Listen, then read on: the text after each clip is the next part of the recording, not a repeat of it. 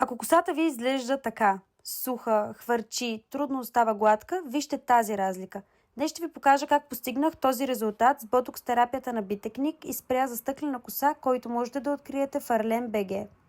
Ботокс терапията включва 3 продукта, които използвам последователно. Започвам с B-Botox Extreme Hydra шампуан, ламиниращ шампуан с хиалуронова киселина и растителен колаген.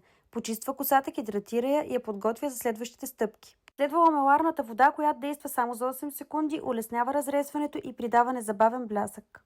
Следва маската, която действа между 5 и 10 минути, подхранва и хидратира косата, оставя я по-мека, гладка и еластична. След това изсушавам косата. Още на този етап се усеща колко по-мека и дължините изглеждат много по-гладки и подредени. След това използвам фриз блокер спрея. Той помага срещу хвърченето и създава онзи гладък и блестящ ефект на стъклена коса. Нанасям го равномерно и на сектори, след което изправям косата, за да активирам ефекта му с топлина. Можете сами да видите колко гладка, лъскава и красива изглежда косата ми.